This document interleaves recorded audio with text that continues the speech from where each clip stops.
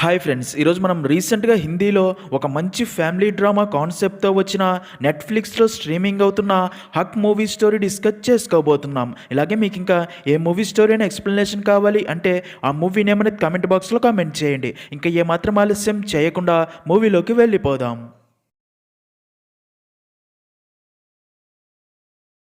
Movie start అవ్వగానే 1967 సంవత్సరం ఉత్తరప్రదేశ్లోని షకారిలో ఉండే మన మూవీలో మెయిన్ క్యారెక్టర్ అయిన సాజియా బానుని చూపిస్తారు. ఇంకా ఇక్కడే మనకు తెలిసే ఒక విషయం ఏంటంటే, బాను అబ్బాస్ అనే వ్యక్తిని ఇష్టపడుతూ ఇద్దరు ఒకరికొకరు నచ్చి ప్రేమించుకుంటూ ఉంటారు. తర్వాత ఇద్దరు తమ తమ ఫ్యామిలీస్తో మాట్లాడి రెండు ఫ్యామిలీస్కి వారికి పెళ్లి చేయడం ఇష్టం ఉండడంతో అలా ఇద్దరికి చాలా గ్రాండ్గా నికా జరుగుతుంది. ఇంకా పెళ్లి తర్వాత అబ్బాస్ బానుని తమ ఇంటికి తీసుకుని వెళ్తాడు. పెళ్లి తర్వాత ఇద్దరు తమ సంసార జీవితంలో చాలా హ్యాపీగా ఉంటారు. అబ్బాస్కి బాను అంటే చాలా ఇష్టం. అందుకే బానుని మహారాణిలా చూసుకుంటూ ఉంటాడు. ఇంకా తనని అంత ప్రేమగా చూసుకునే వ్యక్తి తన భర్తగా వచ్చినందుకు బాను కూడా చాలా సంతోషంగా ఉంటుంది. అలా కొన్ని రోజులు గడిచిపోతాయి. అయితే ఇక్కడే బాను అబ్బాస్లో ఒక లక్షణం గమనిస్తుంది. అదేంటంటే, వారి ఇంటి వంటగదిలోని కుక్కర్ చెడిపోగా అబ్బాస్ దాన్ని రిపేరీ చేయించడం మానేసి దాన్ని పక్కన పడేసి కొత్త కుక్కర్ కొని తీసుకొస్తాడు. అలా ప్రతిసారి అలాగే చేస్తూ ఉండడంతో అది చూసిన బానుకి కొంచెం ఆశ్చర్యం వేస్తుంది. ఇంకా ఇక్కడే మనకు తెలిసే ఒక విషయం ఏంటంటే, నిజానికి అబ్బాస్ ఒక ఫేమస్ లాయర్ అని. ఇంకా అలా అబ్బాస్ అండ్ బాను తమ మ్యారేజ్ లైఫ్లో చాలా హ్యాపీగా ఉంటారు. ఇలా ఉండగా ఒకరోజు ఉదయం బాను తమ ఇంటి గార్డెన్ గోడ చివర గులాబీ మొక్కలు నాటాలి అనుకోగా పక్క ఇంటి వారి బాల్కనీ షెడ్ బాను వారి స్థలంలోకి కట్టి ఉండడం వల్ల నీడ పడుతూ చెట్లకి ఎండ తగలదు. అది గమనించిన బాను ఆ పక్క ఇంటి వారైన సలీమండు తన భార్యకి అదే విషయం చెప్పి ఒకరోజు తమ స్థలంలోకి ఉన్న షెడ్ని పగలగొట్టించబోగా అది చూసిన సలీం బానుపై సీరియస్ అవుతాడు. బాను ఎంత కూల్గా మాట్లాడాలని చూసిన సలీం బానుతో, నువ్వు ఇక్కడికి వచ్చి సంవత్సరం కూడా కాలేదు, అప్పుడే పక్కింటి వారితో గొడవ పెట్టుకోవాలని చూస్తున్నావా?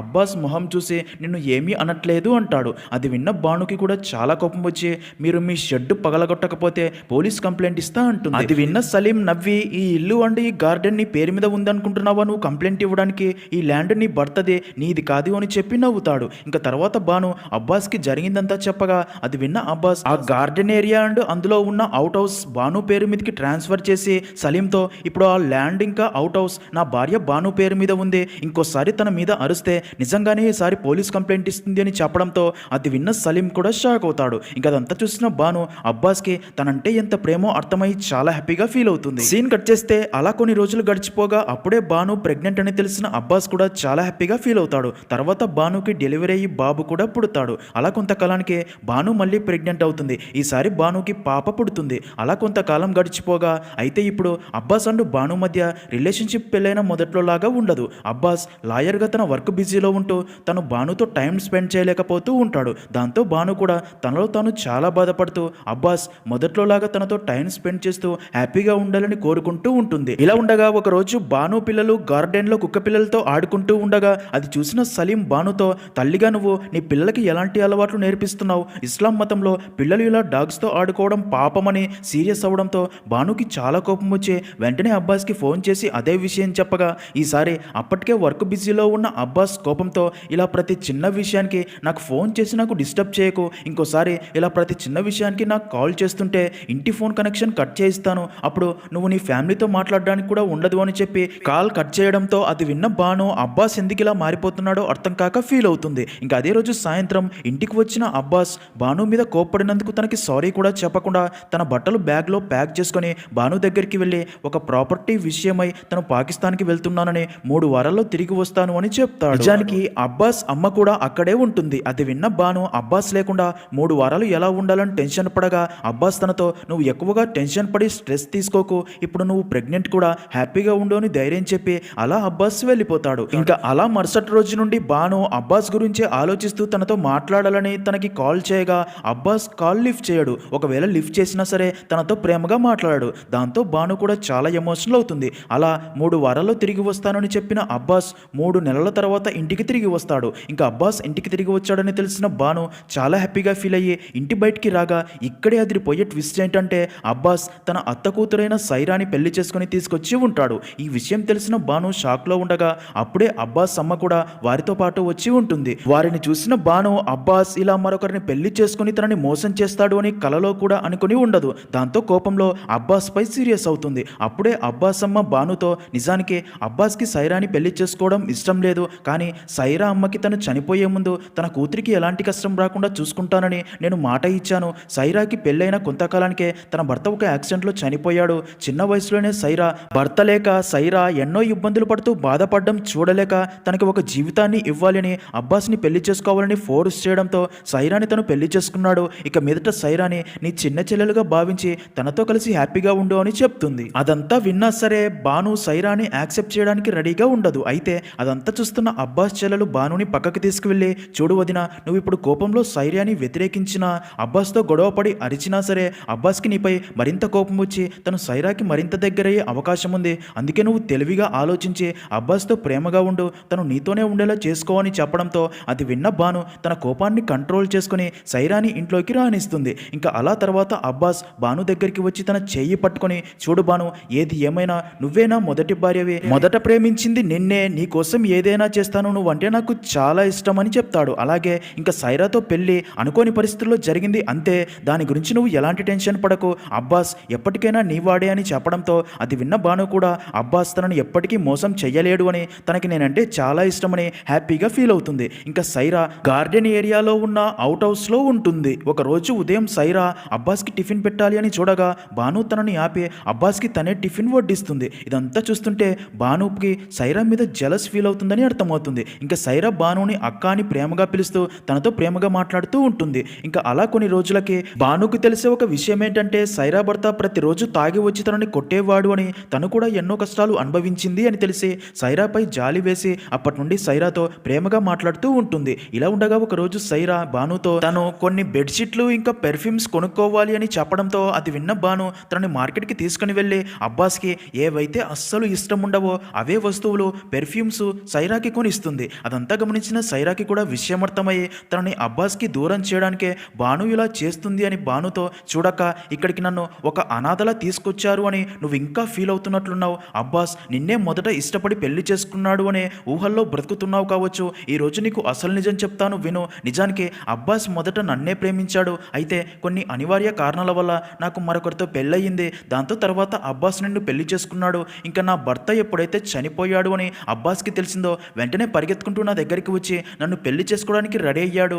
మొదటి భార్య నువ్వే, కానీ అబ్బాస్ మొదటి లవ్ మాత్రం నాతో, నన్ను పెళ్లి చేసుకునే ముందు నీకు తలాక్ చెప్పి వదిలించుకుంటా అని కూడా చెప్పాడు, కానీ నేనే మీ ఫ్యామిలీని విడదీయడం ఇష్టం లేక అబ్బాస్తో వద్దు అని చెప్పాను అని అంతా చెప్పగా అదంతా విన్న బాను కూడా షాక్ అయ్యి తన భర్త తనని ఇంతలా మోసం చేస్తూ అబద్ధాలు చెప్పాడని చాలా ఎమోషనల్ అయ్యి ఇంటికి వచ్చి అబ్బాస్ని అదే విషయం గురించి అడగ్గా దానికి అబ్బాస్ నేను ఎలాంటి తప్పు చేయలేదు, అదంతా అబద్ధం నమ్మకు అంటాడు.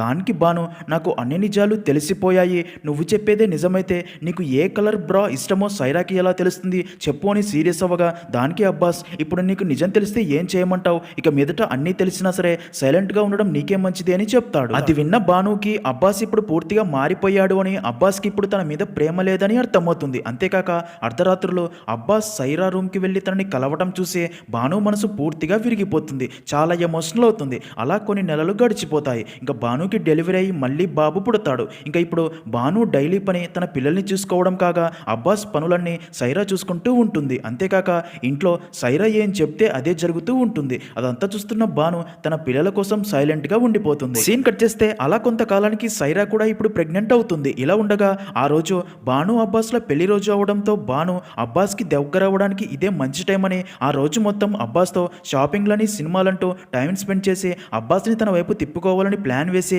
అలా అబ్బాస్ ఆఫీస్ దగ్గరికి వెళ్ళి అదే విషయం అబ్బాస్కి చెప్పగా అప్పటికే అబ్బాస్ తన క్లయింట్స్తో కొన్ని కేసుల విషయమై ఫుల్గా బిజీగా ఉండడంతో ఈరోజు కుదరదు అని బానుతో చెప్తాడు. కానీ బాను పదే పదే తనని ఒప్పించడానికి ట్రై చేయగా అబ్బాస్కి చాలా కోపం వచ్చి తన క్లయింట్స్ అందరి ముందు బానుపై సీరియస్ అయ్యి తనని తిట్టి అక్కడి నుండి వెళ్ళిపోమని చెప్పడంతో బాను చాలా ఎమోషనల్ అయ్యి అక్కడ నుండి ఇంటికి తిరిగి వచ్చి అబ్బాస్కి ఇంకా తన మీద ప్రేమ లేదని, అబ్బాస్ ప్రేమంతా ఇప్పుడు సైరా పైనే అని, అలాంటప్పుడు తను తన పిల్లలు అబ్బాస్ దగ్గర ఎందుకు ఉండాలని కోపంలో తన పిల్లల్ని తీసుకుని తన పుట్టి ఇంటికి వెళ్ళిపోతుంది. మరో పక్క అలా కాసేపటికి అబ్బాస్ బాను మీద అందరి ముందు తిట్టినందుకు ఫీల్ అయ్యి తనకి సారీ చెప్పాలని బొకే తీసుకుని ఇంటికి రాగా అప్పటికే బాను పిల్లల్ని తీసుకుని పుట్టింటికి వెళ్ళిపోయింది అని తెలిసి బానుపై చాలా కోపం వస్తుంది. ఇంకా సైరా అబ్బాస్ పేరెంట్స్ అబ్బాస్తో వెళ్ళి బానుతో మాట్లాడి తనని పిల్లల్ని ఇంటికి తీసుకురమ్మని చాలాసార్లు చెప్తారు, కానీ తనకి చెప్పకుండా వెళ్ళిపోయిందని ఈగోతో ఈగోతో అబ్బాస్ వారి మాటలు కూడా పట్టించుకోడు, భాను కోసం వెళ్ళడు. అలా కొన్ని రోజులు గడిచిపోతాయి. ఇక భానుది కూడా ఒక మిడిల్ క్లాస్ ఫ్యామిలీ అవడంతో ఒక రోజు భాను అమ్మ అబ్బాస్కి ఫోన్ చేసి పిల్లల ఖర్చుల కోసం డబ్బు పంపమని అడగ్గా అబ్బాస్ ప్రతి నెల 400 రూపాయలు పంపుతూ ఉంటాడు. భాను తన అమ్మతో అబ్బాస్ నా గురించి ఏమైనా అడిగాడా అని అడగ్గా దానికి తన అమ్మ నీ గురించి అడగలేదు అని చెప్పడంతో అది విన్న భాను ఫీల్ అవుతుంది. ఇంకా భాను మిషన్ కుడుతూ వచ్చిన డబ్బుతో తన ఇంటి ఖర్చులు చూసుకుంటూ ఉంటుంది. అబ్బాస్ ఏదో ఒక రోజు తనకి కాల్ చేసి మాట్లాడి పిల్లల్ని తనని ఇక్కడ నుండి తీసుకెళ్తాడు అనే ఆశతో ఉంటుంది. అలా కొన్ని నెలలు గడిచిపోతాయి. కానీ అబ్బాస్ కాల్ చేయడు, అలాగే తన కోసం కూడా రాడు. అంతేకాక అబ్బాస్ పిల్లల ఖర్చుల కోసం పంపే 400 రూపాయలు పంపడం కూడా ఆపేస్తాడు. దాంతో భానుకి తన పిల్లల ఖర్చులు చూసుకోవడం చాలా ఇబ్బంది ఏర్పడుతుంది. దాంతో భానుకి మరో దారి లేక తన తండ్రిని పిల్లల్ని తీసుకొని అబ్బాస్తో మాట్లాడడానికి తన ఇంటికి రాగా భానుని చూసిన అబ్బాస్ తనతో కలిసి ఉండడానికి వచ్చింది అనుకుంటాడు. కానీ అప్పుడే భాను తనతో పిల్లల ఖర్చుల కోసం డబ్బు పంపడం ఆపేశావు, ఇప్పుడు పిల్లల్ని చూసుకోవడం చాలా ఇబ్బందిగా ఉంది అనగా దానికి అబ్బాస్ నువ్వు నాకు చెప్పి ఇక్కడ నుండి వెళ్ళావా, నీ ఇష్టంతోనే కదా పిల్లల్ని తీసుకొని వెళ్ళిపోయావు, నేను నిన్ను ఇక్కడ నుండి వెళ్ళిపోమని చెప్పలేదే అంటాడు. దానికి భాను నిజమే నా ఇష్టంతోనే వెళ్ళాను, కానీ తర్వాత నువ్వు ఒక్కసారి కూడా నా కోసం కానీ పిల్లల కోసం కానీ రాలేదు. అయినా ఇప్పుడు నేను వచ్చింది పిల్లల పోషణ కోసం డబ్బు కావాలి, ఎందుకంటే ఈ పిల్లలు మన ఇద్దరికీ చెందినవారు కదా, నేను ఒక్కదాన్నే వారిని చూసుకోలేకపోతున్నా అని చెప్పగా దానికి అబ్బాస్ నాకు చెప్పకుండా పిల్లల్ని తీసుకొని రోషంతో ఇంట్లో నుండి వెళ్ళిపోయావు కదా, అలాంటప్పుడు ఆ పిల్లల మొత్తం పోషణ ఇప్పుడు నువ్వే చూసుకోవాలి అని చెప్పడంతో అది విన్న భానుకి కూడా కోపం వచ్చి తన పిల్లల్ని తండ్రిని తీసుకొని అక్కడ నుండి వెళ్ళిపోతుంది. ఇంకా అదంతా చూసిన సైరా అబ్బాస్తో కేవలం 400 రూపాయల కోసం భానుతో ఇంత హార్ష్గా ఎందుకు బిహేవ్ చేస్తున్నారు, మీరు సంవత్సరానికి 17,000 సంపాదిస్తున్నారు కదా, మీ పిల్లల కోసం ప్రతి నెల 4,000 ఇవ్వటంలో తప్పేముందని ఎంత నచ్చజెప్పినా సరే అబ్బాస్ తన మాట కూడా వినడు. ఎందుకు అంటే భాను తనకి చెప్పకుండా వెళ్ళిపోయిందని, తను చేసింది తప్పు అని, తనకి ఎలాగైనా బుద్ధి చెప్పాలి అని ఈగో హట్ అయి ఉంటుంది కాబట్టి. సీన్ కట్ చేస్తే భాను ఫాదర్ తమ కుల పెద్దలని కలిసి భాను విషయంలో జరిగిందంతా చెప్పి తన కూతురికి న్యాయం జరిగేలా చేయమని అడగ్గా దానికి పెద్దలు అబ్బాస్ వైపే మాట్లాడుతూ ఎంతైనా భాను చేసిందే తప్పు, భర్తకి చెప్పకుండా అలా ఇంట్లో నుండి వచ్చేయడం కరెక్ట్ కాదు, ఇప్పుడు ఈ విషయంలో మేము ఏమీ చేయలేము అని చెప్పడంతో అది విన్న భాను ఫాదర్కి ఇంకా తన కూతురికి ఎవరు సహాయం చేయరు అని, సపోర్ట్గా నిలబడరని అర్థమయ్యే తనే తన కూతురికి సపోర్ట్గా ఉండాలని, తన కూతురు భార్యగా తన హక్కుల కోసం పోరాటంలో తప్పేముందని అదే విషయం భానుకి చెప్పగా భాను తన భర్త నుండి తనకి తన పిల్లలకి దక్కాల్సిన హక్కుల కోసం పోరాడాలని, తన భర్తకి వ్యతిరేకంగా కేసు వేయాలని కోర్టుకు వెళ్తుంది. అయితే అబ్బాస్ ఒక ఫేమస్ లాయర్ అవ్వడంతో తనకి వ్యతిరేకంగా ఈ కేసు వాదించడానికి భానుకి సపోర్ట్గా ఒక లాయర్ కూడా ముందుకి రాడు. భాను జడ్జితో అదే విషయం చెప్పగా జడ్జి భానుతో ఇక్కడ మీ కేసు వాదించాలి అంటే మీకు ఒక లాయర్ ఉండక తప్పదు, అలా లాయర్ లేడు అంటే మీరు మీ ముస్లిం కోర్టుకి వెళ్ళండి, అక్కడ మీ ప్రాబ్లంకి సొల్యూషన్ దొరుకుతుంది అని చెప్తాడు. దానికి భాను జడ్జితో నేను అక్కడికి కూడా వెళ్ళాను, కానీ అక్కడ ఎవ్వరూ నాకు సపోర్ట్ కూడా చేయడం లేదు అని చెప్తుంది. అది విన్న జడ్జి అయితే ఇక్కడ మీ కేసు వినాలి అంటే మీ తరపున వాదించడానికి లాయర్ తప్పకుండా ఉండాలి, మీరు మీ తరపున ఎలాగైనా ఒక లాయర్ని ఏర్పాటు చేసుకొని రండి అని చెప్తాడు. దాంతో భాను ఎమోషనల్ అవ్వగా అదంతా చూస్తున్న అక్కడే ఉన్న లాయర్ బేలా జైన్ భాను బాధని అర్థం చేసుకుని భానుతో నీ తరపున ఈ కేసును నేను వాదిస్తాను అని, తన భర్తపై సెక్షన్ 125 సిఆర్పిసి కేసు ఫైల్ చేస్తున్నానని భానుతో జడ్జికి బేలా జైన్ అండ్ తన భర్త అన్సారీ తమ లాయర్స్ అని జడ్జితో చెప్పిస్తుంది. మరోపక్క ఈ విషయం తెలిసిన అబ్బాస్ భానుపై కోపంతో రగిలిపోతాడు. భాను చేసిన ఈ పనికి దిమ్మ తిరిగే సమాధానం ఇవ్వాలని ఫిక్స్ అవుతాడు. సైరా తనకి నచ్చ చెప్పాలని ట్రై చేస్తుంది, కానీ అబ్బాస్ ఎవ్వరి మాట వినడు. మరోపక్క భాను తన భర్తపైనే కేసు ఫైల్ చేయడంతో వారి కుల పెద్దలు అందరూ భానుపై చాలా కోపంగా ఉంటారు. తను చేసింది చాలా తప్పని, అమ్మాయి అయ్యుండి లిమిట్స్ క్రాస్ అవుతున్నావని ఎవరైనా భర్తపైనే కేసు ఫైల్ చేస్తారా, భర్త అంటే కొంచెం కూడా గౌరవం లేదా అని నానా మాటలు అంటూ ఉంటారు. దానికి భాను వారందరితో నేను కూడా ఖురాన్ చదివాను, నా హక్కులేంటో నాకు బాగా తెలుసు, ఖురాన్ ఏం చెప్తుందో కూడా నాకు తెలుసు, అందుకే నేను నా హక్కుల కోసం పోరాడుతున్నాను, ఇది నా పిల్లల భవిష్యత్తు కోసం చేస్తున్న పోరాటం అని. ఇలాంటి పరిస్థితుల్లో నా అనుకునేవారే నాకు సపోర్ట్ చేయడం లేదు, అందరూ మగవారిదే తప్పు అయినా సరే వారికే సపోర్ట్ చేస్తారు, ఖురాన్ ప్రకారం ఆడవారికి కూడా హక్కులు ఇవ్వబడ్డాయి, ఇంకా మగవారి కోసం కూడా కొన్ని లిమిట్స్ ఉన్నాయి కదా, కానీ మీరు వారికి చెప్పరు, అదే ఆడవారు అయితే ఏం చెప్పినా సైలెంట్గా విని పడి ఉంటారు అని, ప్రతి విషయంలో ఆడవారిని సైలెంట్ చేయాలని చూస్తూ ఉంటారు, నేను చేస్తున్న పోరాటం కరెక్ట్ అయినది అని నాకు ఆ దేవుడికి బాగా తెలుసు, అందుకే ఈ పోరాటంలో వెనక్కి తగ్గను అని చెప్పి అక్కడ నుండి వెళ్ళిపోతుంది. ఇదిలా ఉంటే మరుసటి రోజు ఉదయం అబ్బాస్ అమ్మ భానుతో కూర్చొని మాట్లాడి ప్రాబ్లం సాల్వ్ చేయాలని భానుని ఇంటికి పిలిచి తనతో నువ్వు ఇలా ఈ విషయం పెద్దది చేసి కోర్టు దాకా వెళ్లకుండా ఉండాల్సిందే, ప్రతి ఇంట్లో భార్యాభర్తల మధ్య చిన్న చిన్న గొడవలు వస్తూనే ఉంటాయి, అలాంటి గొడవలు ఫ్యామిలీ వారితో కూర్చొని మాట్లాడుకుని పరిష్కరించుకోవాలి, కానీ ఇలా అందరికీ తెలిసేలా చేసుకుని బాధపడకూడదు అని చెప్పగా దానికి భాను అప్పుడు నాకు మరొక ఆప్షన్ కనబడలేదు, అందుకే అలా చేశాను అని చెప్తుంది. అలా వారు మాట్లాడుకుంటూ ఉండగా అప్పుడే అక్కడికి అబ్బాస్ వచ్చి బానుతో నువ్వు చేయాల్సింది నువ్వు చేసి చూపించావు కదా, ఇప్పుడు నువ్వు చేసిన దానికి నేను సమాధానం చెప్పే టైం వచ్చిందని తను కట్నంగా తీసుకున్న డబ్బు బానుకి ఇస్తూ తలాకని 3 సార్లు చెప్తాడు.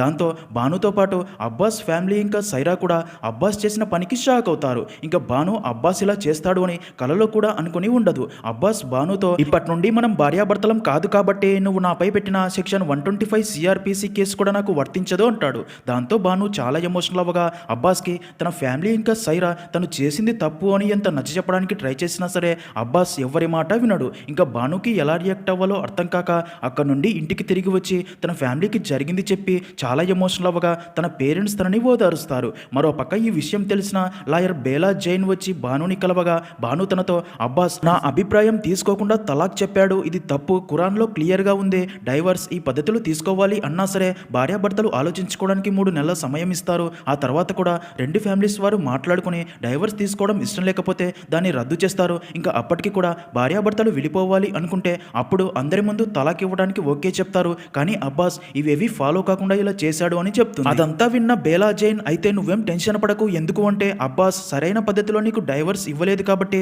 మీకు ఇప్పటికీ కూడా డైవర్స్ అయినట్టు కాదు, ఇప్పటికీ నువ్వు అబ్బాస్ భార్యవే, అబ్బాస్ నీకు నీ పిల్లల ఖర్చులకి డబ్బు ఇవ్వాల్సిందే అని ధైర్యం చెప్పడంతో అది విన్న బానుకి తన పోరాటం ఆగిపోలేదని ఆశ మొదలవుతుంది. అలా వారి కేసు హైకోర్టులో మళ్ళీ మొదలవ్వగా అబ్బాస్ జడ్జితో మా కుల పద్ధతుల ప్రకారం నేను నా భార్యకి డైవర్స్ ఇచ్చాను, ఇప్పుడు బాను అండు పిల్లల్ని తనే చూసుకోవాలి, వారితో నాకు ఎలాంటి సంబంధం లేదు అని చెప్తాడు. అది విన్న లాయర్ బేలా జైన్ జడ్జితో అబ్బాస్ తన భార్య బానుకి డైవర్స్ ఇవ్వాలి అంటే ముందు బానుకి ఇన్ఫార్మ్ చేయాలి, వారి ఖురాన్లో కూడా ఇదే రాసి ఉంది. అలాగే అబ్బాస్ మరో పెళ్లి చేసుకునే ముందు కూడా బానుకి ఇన్ఫార్మ్ చేయకుండానే మరో పెళ్లి చేసుకున్నాడు, అబ్బాస్ ఏ ఒక్క రూల్ కూడా ఫాలో కాలేదు అని చెప్పగా అది విన్న అబ్బాస్ కూడా సైలెంట్గా ఉండిపోవడంతో అది చూసిన బేలా జైన్కి అబ్బాస్ సైలెంట్గా ఎందుకు ఉన్నాడో అర్థం కాదు. అప్పుడే బేలా జైన్ జడ్జికి కొన్ని సంవత్సరాల ముందు సుప్రీంకోర్టులో జరిగిన తాహిరా అనే లేడీ కేసులో కూడా సేమ్ ఇలాగే సెక్షన్ 125 సిఆర్పిసి ప్రకారం ముస్లిం మహిళ అయిన తాహిరాకి తన భర్త తలాక్ చెప్పినా సరే భర్త తన భార్యకి లైఫ్ టైం మెయింటెనెన్స్ డబ్బు ఇవ్వాల్సిందే అని సుప్రీంకోర్టు తీర్పు కూడా ఇచ్చిందని జడ్జికి చెప్తుంది. ఆ కేసులాగే ఇప్పుడు అబ్బాస్ తను తమ పద్ధతుల ప్రకారం తలాక్ చెప్పాను అంటున్నాడు. అయినా సరే అబ్బాస్ కూడా తన భార్య బానుకి ప్రతి నెల మెయింటెనెన్స్ డబ్బు ఇవ్వాల్సిందే అని చెప్పడంతో అది విన్న అబ్బాస్ ఏం మాట్లాడకుండా సైలెంట్గా ఉండిపోతాడు. ఇంకా అదంతా విన్న జడ్జి కేసుని వాయిదా వేస్తాడు. అలా 1 సంవత్సరం తర్వాత ఆ కేసుని పరిశీలించిన జడ్జి తీర్పుని ఇస్తూ అబ్బాస్ ప్రతి నెల బానుకి మెయింటెనెన్స్ కోసం 122 రూపాయలు ఇవ్వాల్సిందే అని తీర్పు ఇస్తాడు. అది విన్న బాను మొదట షాక్ అవుతుంది. కానీ బేలా తనతో మనకి ఎంత డబ్బు వస్తుంది అనేది కాదు, ఈ కేసులో మనం గెలిచాం, మన పోరాటం వృధా కాలేదు, ఈ విజయం తర్వాత ఎంతో మంది మహిళలకి ధైర్యాన్ని ఇస్తుందని చెప్తుంది. ఇదిలా ఉంటే మరో పక్క అబ్బాస్ ఈ కేసును ఎందుకు ఓడిపోయాడో అసలు తన ప్లాన్ ఏంటో చూపిస్తారు. నిజానికి అబ్బాస్ కావాలని కేసు ఓడిపోయి ఉంటాడు. ఎందుకు అంటే ఇక్కడ ఓడిపోతేనే ఈ కేసుని సుప్రీంకోర్టు దాకా తీసుకెళ్లొచ్చు అని. అసలు ఈ కేసుని సుప్రీంకోర్టు దాకా ఎందుకు తీసుకెళ్లాలి అనుకుంటాడు అంటే బేలా జైన్ చెప్పిన తహిరా అనే ముస్లిం లేడీ కేసులో సుప్రీంకోర్టు తలాక్ చెప్పిన తర్వాత కూడా భర్త భార్యకి లైఫ్ టైం మెయింటెనెన్స్ ఇవ్వాల్సిందే అని తీర్పు ఇచ్చి ఉంటుంది కదా, దానివల్ల ఇప్పుడు ఆ కేసుని రెఫరెన్స్గా చూపించి అందరూ భర్తలు భార్యలకి మెయింటెనెన్స్ ఇవ్వాల్సిందే అని వాదిస్తున్నారు. కాబట్టి అందుకే అబ్బాస్ సుప్రీంకోర్టు ఇచ్చిన ఈ తీర్పుని సుప్రీంకోర్టులోనే ఛాలెంజ్ చేసి సుప్రీంకోర్టే ఈ తీర్పు తప్పు అని మెయింటెనెన్స్ ఇవ్వాల్సిన అవసరం లేదు అని చెప్పించాలి అని ఈ కేసు ఓడిపోయి ఇప్పుడు ఇదే కేసుని సుప్రీంకోర్టుకి వెళ్ళి అప్పీల్ చేయబోతూ ఉంటాడు. ఒకవేళ అబ్బాస్ ఇక్కడే ఈ కేసు గెలిచి ఉంటే తనకి అప్పుడు సుప్రీంకోర్టు దాకా వెళ్ళే అవకాశం ఉండేది కాదు కదా, అందుకే ఇలా చేసి అదే విషయం బేలా జైన్కి చెప్పగా అది విన్న బేలా జైన్ నవ్వి అయితే సుప్రీంకోర్టులోనే చూసుకుందామని చెప్తుంది. మరో పక్క బాను తన భర్త మీదనే పోరాటం చేస్తూ ఉండడంతో అదంతా చూస్తున్న తన ఊరి వాళ్ళు ఇంకా రిలేటివ్స్ అందరూ కూడా మహిళ అయ్యుండే భర్తకి వ్యతిరేకంగా కోర్టుకు వెళ్ళడం ఏంటి, ఇది మతానికి విరుద్ధమని తనని నాటా మాటలు అంటూ ఇలాంటి వారు తమ ఊరిలో ఉండటానికి వీల్లేదని తన ఇంటిపై దాడి చేయాలని చూస్తారు. అదంతా చూస్తున్న బాను తను తమ పేరెంట్స్ ఇంట్లో ఉంటే తన వల్ల తన ఫ్యామిలీ కూడా ప్రాబ్లం అవుతుందని ఆలోచించి బాస్ వారి ఇంటి garden area and out house తన పేరు మీదకి రాసింది గుర్తొచ్చి తను అక్కడే ఉండాలని ఫిక్స్ అయ్యి తన పిల్లల్ని తీసుకుని వెళ్ళి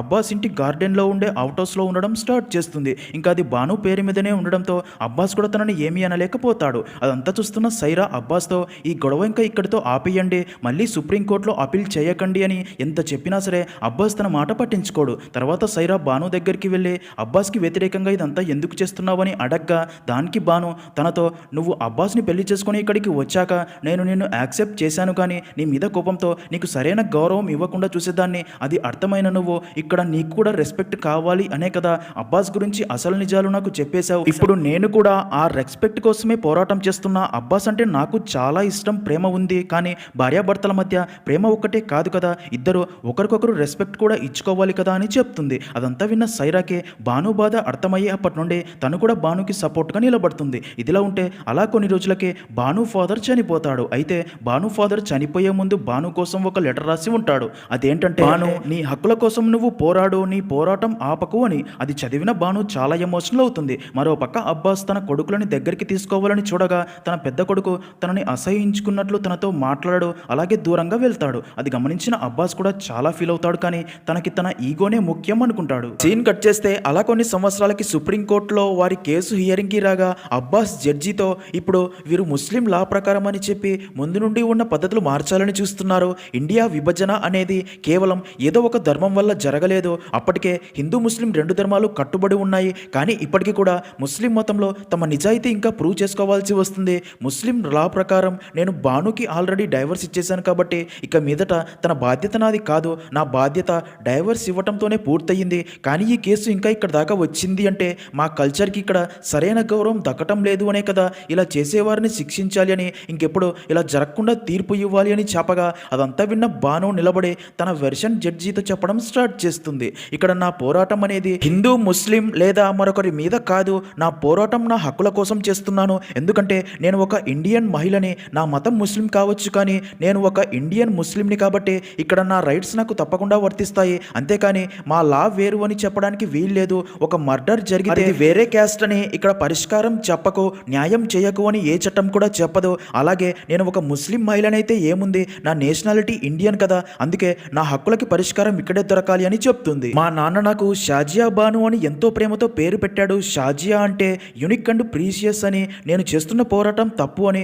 ఊర్లో అందరూ నానా మాటలు అంటూ నాపై గొడవలు చేస్తుంటే మా నాన్న ఒక్కడే నా హక్కుల కోసం చేస్తున్న పోరాటం కరెక్ట్ అని నాకు అండగా నిలబడ్డాడు. తను లాస్ట్ ఇయర్ చనిపోయాడు. తన చివరి కోరిక నేను నా హక్కులు దక్కించుకోవాలి అని. ఇప్పుడు నాకు నా హక్కులు దక్కకపోతే అందరూ నిజంగానే నేను చేస్తుంది తప్పు అని ఫిక్స్ అయిపోతారు. ఇంకా ఏ తండ్రి తన కూతురికి ఈ పేరు మళ్ళీ పెట్టడు. నన్ను నా ఫ్యామిలీని వ్యతిరేకించే వారిని చూసి చాలాసార్లు ఈ పోరాటం ఆపేయాలి అనుకున్నా. కానీ నేను ఇక్కడే ఆగిపోతే రేపు నా పిల్లలు కూడా మరొక అమ్మాయితో ఇలాగే చేస్తారేమో, ప్రతి భర్త తన భార్యతో ఇలాగే చేస్తాడేమో అనే భయం వేసింది. అందుకే నన్ను చూసైనా ప్రతి భార్య తన భర్త ఇలా చేస్తే తన హక్కుల కోసం పోరాడడానికి ముందుకు రావాలి. అందుకే ఇంత బలంగా ఎన్నో కష్టాలు ఎదుర్కొని నిలబడ్డాను అని చెప్తుంది. అదంతా విన్న జడ్జి తన తీర్పును ప్రకటిస్తూ ఖురాన్ ఇండియన్ లాలను బేస్ చేసుకుని ఇప్పుడు తను చెప్పబోయే తీర్పు ఏ ఒక్క కమ్యూనిటీ ఆర్ రీజియన్ మహిళకి సంబంధించినదే కాదు, ఇది ఒక ఇండియన్ మహిళకి సంబంధించినదే. తనకి తన హక్కు తప్పకుండా దక్కాలి. అందుకే షాజియా బానుకి మాత్రమే కాదు, డైవర్స్ అయిన ప్రతి మహిళకి భర్త ద్వారా లైఫ్ టైం మెయింటెనెన్స్ డబ్బు అనేది తప్పకుండా దక్కి తీరాల్సిందే అని తీర్పు చెప్పడంతో పాటు ఈ తీర్పు ఏ కమ్యూనిటీకి వ్యతిరేకం కాదు, వారి వారి చట్టాలను కూడా గౌరవించాలి, వారి చట్టాలకి మూలమైన ఖురాన్ని దృష్టిలో ఉంచుకొని కూడా ఈ తీర్పు ఇస్తున్నట్లు చెప్తాడు. అది విన్న బాను తన హక్కు తనకి దక్కి పోరాటంలో గెలిచినందుకు చాలా హ్యాపీగా ఫీల్ అవుతుంది. అయితే తన హక్కులు దక్కడానికి దాదాపు ఈ కేసు 10 సంవత్సరాలు నడిచి చివరిగా 1985 సంవత్సరం ఇప్పుడు ఫైనల్గా తీర్పు వచ్చి ఉంటుంది. అప్పటికే అబ్బాస్ సంవత్సర ఆదాయం 17,000 ఉంటుంది. అలా బాను కేసు గెలిచాక అప్పటిదాకా తనని వేలెత్తి చూపిన వారే తన పోరాటానికి జోహార్లు పలుకుతారు. తర్వాత బాను తన తండ్రి బాటలోనే అక్కడి అమ్మాయిలకి ఖురాన్ నేర్పిస్తూ తన పిల్లల్ని చూసుకుంటూ ఉన్నట్లు చూపిస్తారు. అలా అక్కడితో మూవీ అనేది ఎండ్ అవుతుంది.